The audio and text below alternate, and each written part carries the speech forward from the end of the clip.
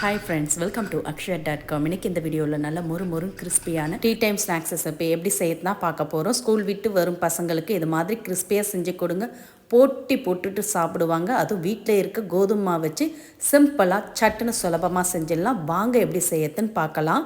அதுக்கு ஒரு மிக்சிங் பவுலில் 2 கப் அளவுக்கு கோதுமை மாவு சேர்த்துட்டு இதில் கொஞ்சமாக உப்பு சேர்த்து மாவோடு நல்லா கலந்துக்கங்க. கலந்த பிறகு 2 டீஸ்பூன் அளவுக்கு சமையல் எண்ணெய் ஊற்றிக்கங்க. எண்ணெயை சூடு பண்ண வேண்டியதில்லை, அப்படியே சேர்த்து நல்லா மாவோடு கலந்துக்கங்க. இது மாதிரி எண்ணெய் சேர்த்துட்டு நீங்கள் மாவு பிசைஞ்சிங்கன்னா நல்லா மொறுமொறுன்னு கிறிஸ்பியாக கிடைக்கும். நல்லா எல்லா இடம் பரவுற மாதிரி கலந்த பிறகு இதில் தேவையான அளவு தண்ணீர் கொஞ்சம் கொஞ்சமாக சேர்த்து நார்மலாக நம்ம சப்பாத்திக்கு மாவு பிசைவோம்ல அதே மாதிரியே பிசைஞ்சிக்கலாம். இந்த அளவுக்கு மாவை பிசைஞ்சிட்டு இதை அப்படியே ஒரு பிளேட் போட்டு மூடி வச்சுடுங்க. ஒரு 5லேருந்து 8 நிமிஷம் அப்படியே ஊறட்டும். இப்போ இதுக்கு வேண்டிய ஸ்டஃபிங் ரெடி பண்ணிக்கலாம். அதுக்கு 2 மீடியம் சைஸ் உருளைக்கிழங்கு வேக வச்சு தோல் உரித்து எடுத்து வச்சுருக்கேன். அதை நல்லா கட்டிகள் இல்லாமல் மசிச்சு எடுத்துக்கங்க. இல்லை கிரேட்டர் இருந்ததுன்னா அதில் நீங்கள் துருவி கூட எடுத்துக்கலாம். சிறு கட்டிகள் கூட இல்லாமல் நல்லா மசிச்சு விட்டுக்கங்க. இந்த அளவுக்கு நல்லா கூழ் மாதிரி மசிச்சுக்கங்க.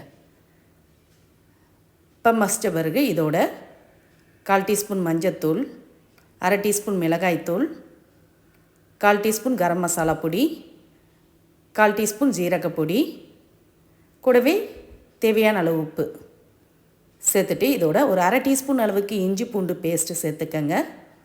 சேர்த்துட்டு இதோட 2 டேபிள் ஸ்பூன் அளவுக்கு கார்ன்ஃப்ளவர் மாவு சேர்த்து நல்லா எல்லா இடம் பரவுற மாதிரி நல்லா கலந்துக்கங்க.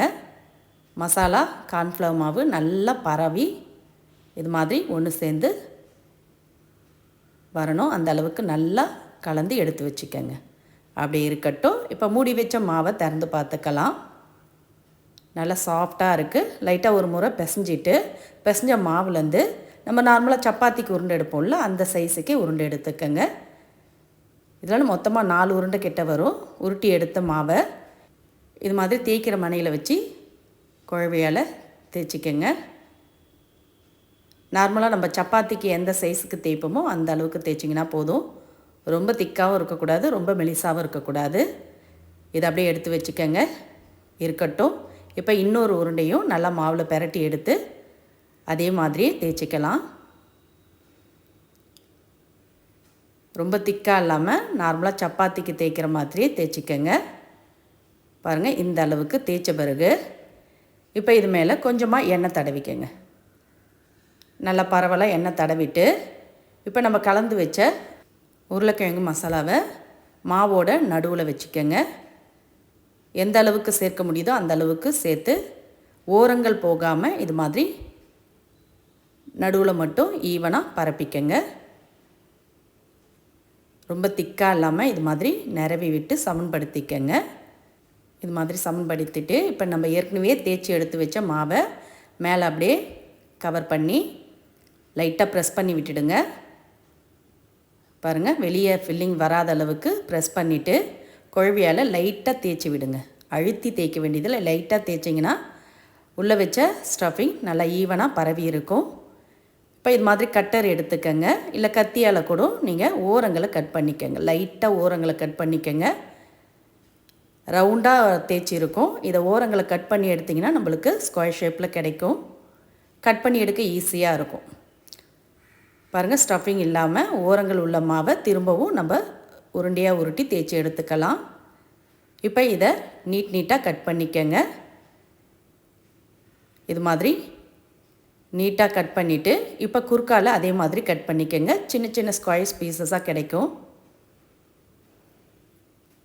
இதே மாதிரியே மீதமுள்ள மாவையும் தேய்ச்சி ஸ்டஃபிங் வச்சு கட் பண்ணி எடுத்துக்கங்க. இப்போ கட் பண்ணி எடுத்த பீசஸை ஒன்று எடுத்து 2 கார்னரையும் ஒன்று சேர்த்து அழுத்திக்கங்க. அப்படியே திரும்பவும் 2 கார்னரையும் ஒன்று சேர்த்து அழுத்திடுங்க. ஈஸியாக ரெடியாக எடுத்து பாருங்கள். ஸ்டஃபிங்கும் வெளியே வரல, பார்க்கவும் நல்லா சூப்பராக ஷேப்பில் அருமையாக வந்திருக்கு. இதே மாதிரியே எல்லாத்தையுமே எடுத்து ரெடி பண்ணி வச்சுக்கோங்க. ரொம்ப ஈஸியான மெத்தடு தான். 2 ஓரங்களையும் ஒன்று சேர்த்து இது மாதிரி அழுத்தி விட்டிங்கன்னா குட்டி குட்டியாக சூப்பராக ஷேப்பில் இருக்கும். இப்போ எடுத்து எண்ணெயில் போட்டு பொரித்து எடுத்துக்கங்க. எண்ணெய் நல்லா சூடான பிறகு எந்த அளவுக்கு உள்ளே சேர்க்க முடியுதோ அந்த அளவுக்கு உள்ளே சேர்த்துக்கங்க. மொத்தமாக எல்லாத்தையும் ஒரே ஈடாக போட்டுடாமல் 2-3 பேட்சாக போட்டு பொரித்து எடுத்துக்கங்க. பாருங்கள் நல்லா பொரிஞ்சு வந்திருக்கு. நம்ம உருளைக்கிழங்கு விழுதோட கார்ன்ஃப்ளவர் மாவு சேர்த்ததுனால நல்ல ஒரு பைண்டிங்காக இருக்கும். எண்ணெயில் போட பார்த்து பிரிஞ்சு வராமல் இருக்குது பாருங்கள். இப்போ ஈவனாக எல்லாத்தையும் திருப்பி விட்டு எல்லாம் ஒன்று போல் செவந்து பொன்னிறமானதும் எண்ணெயிலேருந்து வடியை விட்டு எடுத்துருங்க. நல்ல மொறுமொறுன்னு கிறிஸ்பியான ஹெல்த்தியான ஒரு ஈவினிங் ஸ்நாக்ஸ் ரெடி ஆகிடுதுங்க. அதுவும் வீட்டில் இருக்கக்கூடிய சிம்பிளான பொருட்களை வச்சு சட்டுன்னு சுலபமாக மாலை நேரத்தில் ஸ்கூல் விட்டு வரும் பசங்களுக்கு இது மாதிரி சுட சுட செஞ்சு கொடுங்க. ஒன்று கூட தட்டில் விற்காமல் போட்டி போட்டுட்டு சாப்பிடுவாங்க. இப்போ எண்ணெயிலேருந்து வடியை விட்டு எடுத்துகிட்டு மீதம் உள்ளதையும் பொரித்து எடுத்துடலாம். எப்போவும் ஒரே மாதிரி பஜ்ஜி போண்டான்னு செய்யாமல் கோதுமை மாவும் உருளைக்கிழங்கு வச்சு இந்த ஃபில்லிங்கான ஈவினிங் ஸ்நாக்ஸ் ரெசிப்பியை டீ காஃபியோட சுட சுட செஞ்சு அசத்துங்க. இதை டொமேட்டோ சாஸ் டொமேட்டோ கெச்சப் தொட்டு சாப்பிட்டிங்கன்னா இன்னும் அட்டகாசமாக இருக்கும். இந்த கிறிஸ்பியான டீ டைம் ஸ்நாக்ஸ் ரெசிபி உங்களுக்கு பிடிச்சிருந்தால் வீடியோக்கு ஒரு லைக் கொடுங்க. ஃப்ரெண்ட்ஸ் அண்ட் ரிலேட்டிவோட இந்த வீடியோவை நிறைய ஷேர் பண்ணுங்கள். மறக்காமல் நம்மளுடைய சேனலையும் சப்ஸ்கிரைப் பண்ணிவிடுங்க. மீண்டும் இது மாதிரி சிம்பிளான புதிய வீடியோவில் நாளை சந்திக்கலாம். நன்றி, வணக்கம்.